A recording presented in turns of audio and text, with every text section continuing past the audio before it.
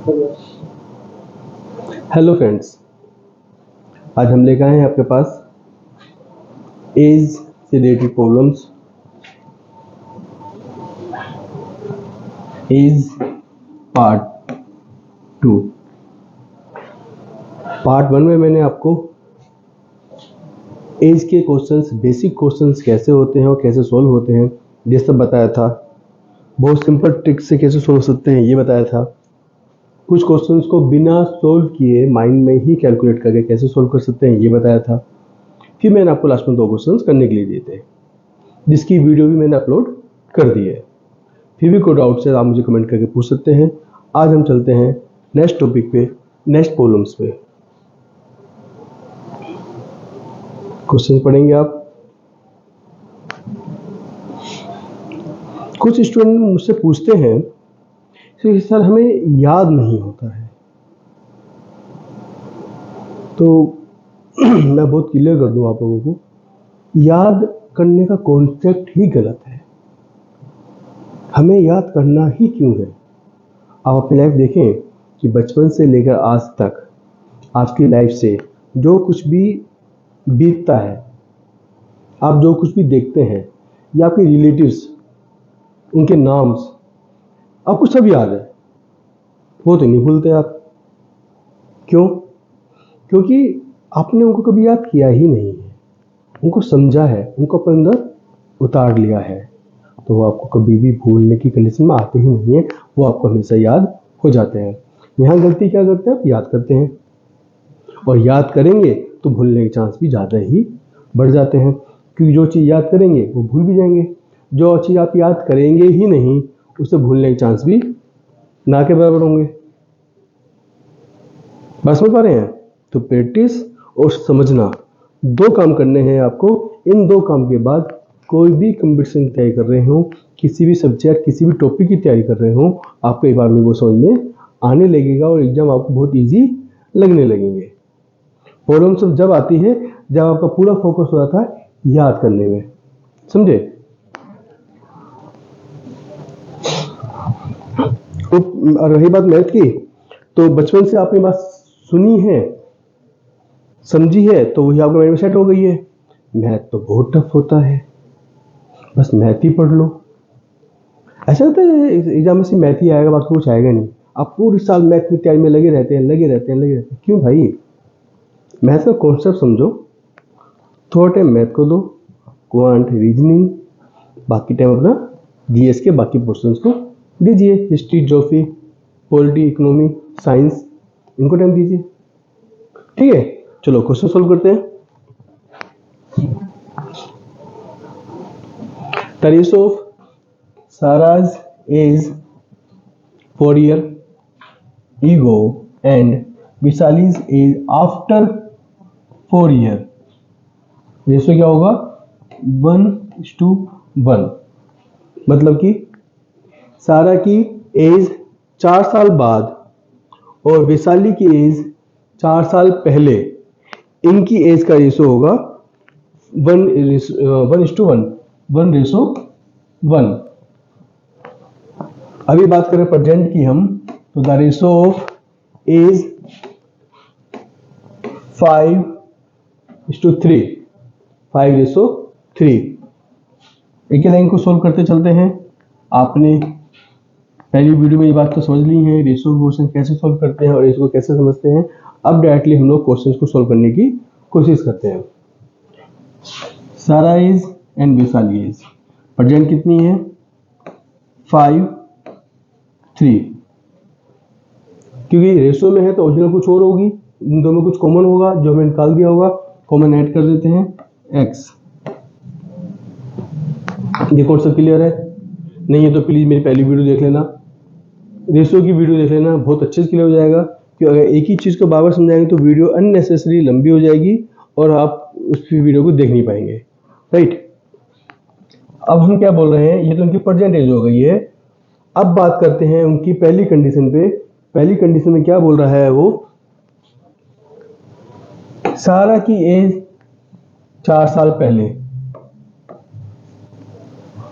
और वैशाली की एज 4 साल बाद। का रेशो दिया है इन्होंने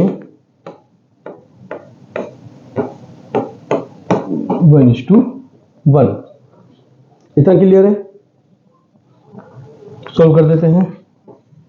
5x minus 4/3x plus 4 equal to 1/1। पहली वीडियो में अच्छे से क्लियर कर चुका हूँ ये सब कुछ मैं। सॉल्व कीजिए इसको। देखो 5x minus 4 equal to 3x plus 4।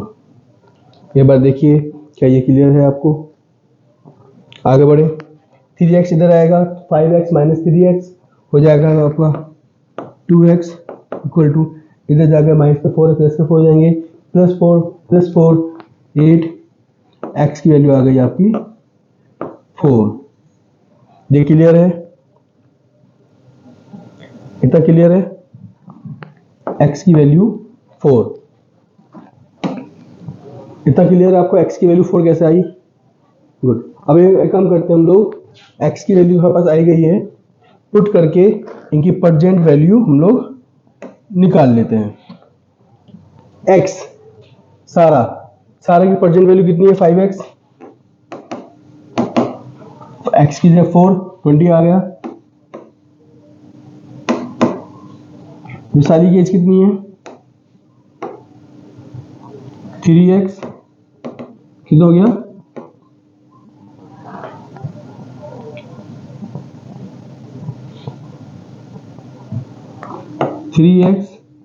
x की वैल्यू 4, 12। ये इनकी प्रेजेंट एज आ गई। प्रेजेंट की एज कितनी है? सारा की प्रेजेंट एज 20 और वैशाली की प्रेजेंट एज 12। अब वो क्या कह रहा है? Find the ratio between Sara age 4 year hence and Vaishali's age 4 year एगो।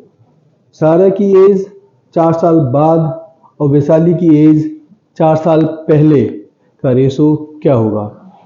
इसकी 4 साल पहले सारा की माइनस नहीं, हाँ 4 ईयर हेंस प्लस 4 वैशाली की 4 साल पहले, 24:8। 24:8। बताया था आपको, रेशो में जब भी कोई वैल्यू देते हैं तो हम लोग बहुत छोटी छोटी वैल्यू में कन्वर्ट करते हैं। तो कितना जाएगा ये? 3:1। आंसर आ गया आपका 3:1।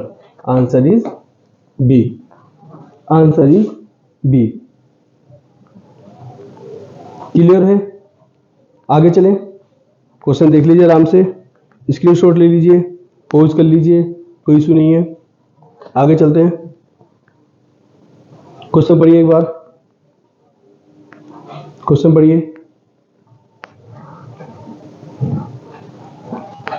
ए एज आफ्टर 15 ईयर्स, ए की एज 15 साल के बाद would be equal to 5 times his age 5 year ago। मतलब ए की एज 15 साल बाद आज से 15 साल 5 साल पहले की 5 गुनी हो जाएगी। Find the age of 3 years hence. तो 3 साल बाद उसकी एज कितनी होगी? क्वेश्चन क्लियर है तो लाइन लिखते चले। सपोज कीजिए उसकी एज x है, 15 साल बाद ये हो जाएगी, 15 साल बाद उसकी एज कितनी हो जाएगी? दूसरी कंडीशन क्या बता रहा है वो? आज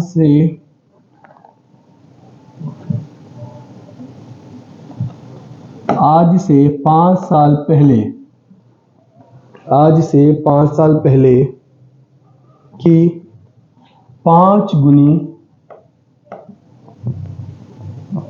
हो जाएगी। उसकी आज से 15 साल बाद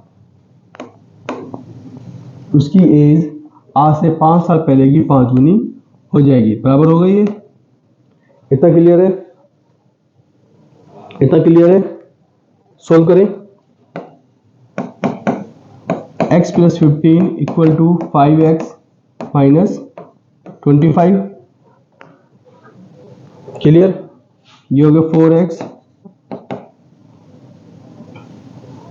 इक्वल टू 40। ये इधर जाके माइनस हो जाएंगे, इधर जाके माइनस हो जाएगा, माइनस से माइनस कर जाएगा, तो 4x equal to 40, x equal to 10, x equal to 10। यानी ए की आज की एज, ए की प्रजेंट एज कितनी आ गई? प्रजेंट एज 10 ईयर, और आज से 3 साल बाद कितनी होगी? 10 + 3 equal to 13, equal to 13। Answer आ गया आपका 13। क्लियर है? ये बात देख लीजिए आराम से, समझ में आता है, बहुत अच्छी बात है। नहीं आता मेंशन कर दो कमेंट में, ये टॉपिक दोबारा समझा देंगे, बाकी बहुत इजी था। उसकी आज की एज से 15 साल बाद, आज की एज से 5 साल पहले की 5 गुनी उसकी एज हो जाएगी, ये बराबर हो जाएगी। बराबर करके वैल्यू पुट करी, x + 5, 5 कॉमन है, बंदा मल्टीप्लाई कर दिया, 5x - 25, ये वाला x इधर आ गए, x - 5x इक्वल टू -25 - 15, ये जाएगा माइनस हो जाएंगे, ये माइनस के 4x इक्वल टू माइनस के 40, माइनस से माइनस कर दिया, इसलिए मैंने डायरेक्टली 4x इक्वल टू 40 यहाँ पे लिख दिया था। क्योंकि जब आपको प्रैक्टिस होती है तो बहुत सारी लाइन आप इग्नोर कर जाते हैं, और 1-2 लाइन के बाद जो आंसर आने वाला होता है वो आपको क्लियर होता है, तो आप वही मेजर करके क्वेश्चन को आगे सॉल्व कर लेते हैं। इसी प्रैक्टिस की वजह से आपके आंसर बहुत सारे ऐसे होते हैं जो आपको सोल्व नहीं करने पड़ते, डायरेक्टली क्वेश्चन पढ़ के ही सोल्व हो जाते हैं और उसका आंसर को टिक कर देते हैं। राइट, देख लीजिए एक बार।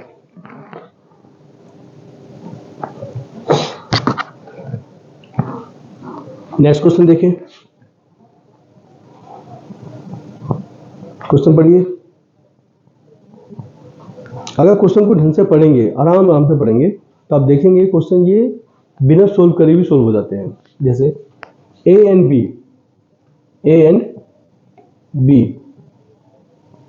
Are 50 years and 70 years old.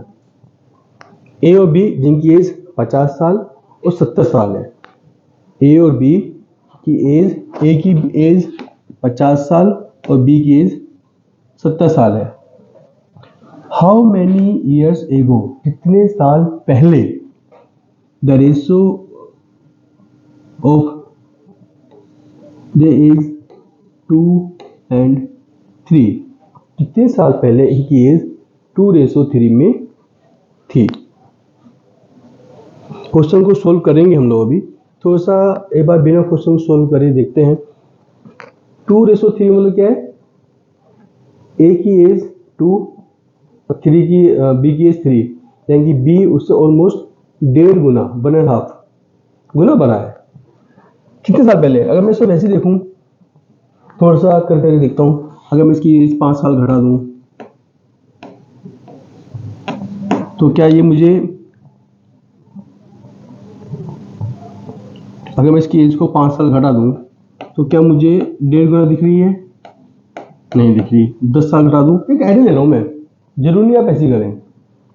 मैं 50 ले देता हूं, इसकी 60 कर देता हूं, सॉरी, हाँ नहीं, मैं कुछ, एक मिनट, मैं 5 साल घटा रहा हूं ना, तो आप आएगा 45।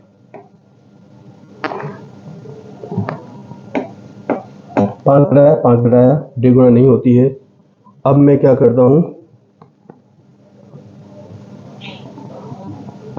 5 और घटाया, यानी 10 घटा दिया, यहाँ से 10 माइनस किया, यहाँ से 10 माइनस किया, 40 and 60, अरे ये तो 1.5 गुना हो गई, 1.5 गुना हो गई ना। इसको सोल्व करके रेशो में कन्वर्ट कीजिए जरा, 4060 को मैं रेशो में कन्वर्ट करता हूँ तो 4623, आंसर आ गया। यानी आंसर क्या होगा? पहले पूछ रहा है, आंसर आ जाएगा 10 ईयर एगो, 10 ईयर एगो। ये तो हो गया क्वेश्चंस को माइंड में करने का तरीका। अब क्वेश्चन को सोल्व करना पड़ जाए तो कैसे करेंगे आप, एक बार वो भी देख लेते हैं, ताकि आपको दोनों तरीके से आ जाए। जिसको ये वाला कॉन्सेप्ट समझ में आ गया है बहुत अच्छी बात है, बहुत ही अच्छी बात है, क्योंकि वो क्वेश्चंस में एग्जाम्स में अपना टाइम को थोड़ा सा सेव कर लेगा, क्वेश्चंस को यहीं पे सोल्व कर देंगे। अब देखते हैं क्वेश्चन को सोल्व करना पड़ जाए तो कैसे करना है। उनकी जो एज है, पूछा कितने साल पहले, तो मान लेते हैं एक्स, यानी 50 माइनस एक्स और 70 माइनस एक्स का रेशो बराबर है 2:3 के। ये लाइन क्लियर है, ये लाइन क्लियर है। सोल्व कर देते हैं। 50 minus x upon 70 minus x equal to 2:2/3। Cross multiplication कितना हो गया, 150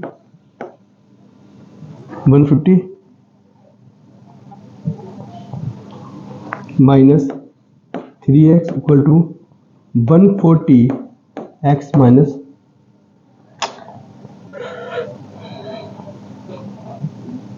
140 माइनस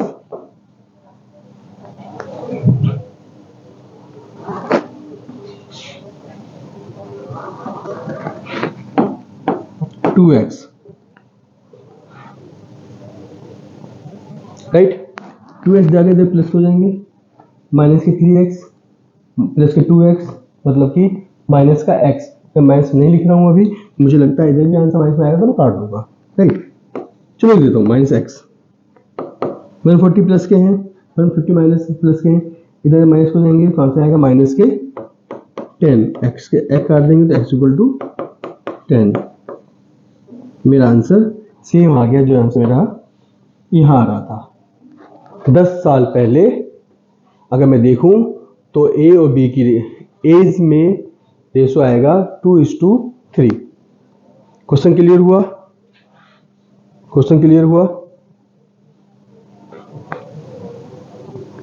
मुझे लगता है कि आप लोगों ने एज के इतने क्वेश्चन सोल्व कर लिए हैं कि अब आप आराम से एग्जाम में क्वेश्चंस को सोल्व कर पाएंगे। मैंने सारी बेसिक चीजें आपको समझा दी हैं।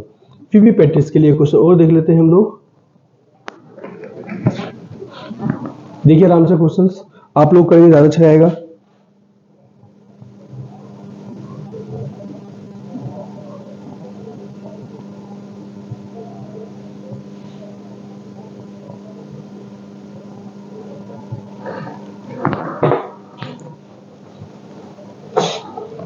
चलिए अब हम करते हैं क्वेश्चंस को से। द प्रोडक्ट ऑफ मेन लाइन इसकी, product of age is A and B, यानी कि ए और बी की एज का प्रोडक्ट मतलब मल्टीप्लीकेशन, यानी कि ए और बी की कुछ एज रही होगी जिनका प्रोडक्ट है, मल्टीप्लीकेशन आपस में करके आ गया 240।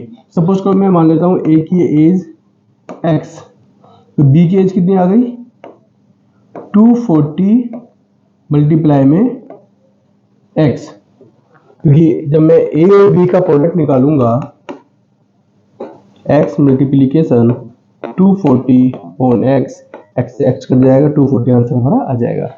यानी कि a अगर x है तो b की एज आ गई 240 अपॉन x। क्लियर है, आगे देखते हैं। Twice of age b is more than, B की एज का डबल ज्यादा है ए की एज से 4 साल।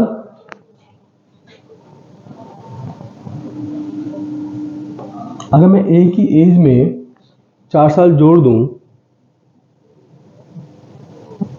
तो ज्यादा होगा बी की 2x के बराबर हो जाएगा। ठीक है, क्वेश्चंस को आराम से पढ़ेंगे, समझेंगे, करते हैं। मतलब वो क्या बोल रहा है, देखिए क्वेश्चन के एक बार। बी की एज है, इसको मैं लिखता हूं x,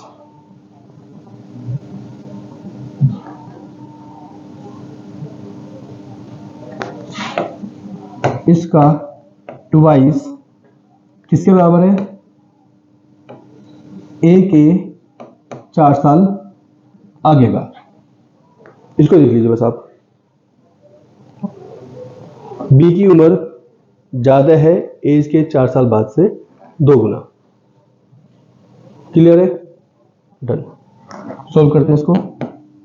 240 into x equal to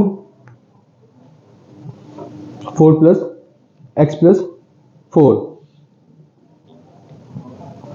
solve करते हैं। 480 अपॉन एक्स, जी एक्स इधर आएगा माइनस के एक्स इक्वल टू 4। एलसीएम कितना है इसका?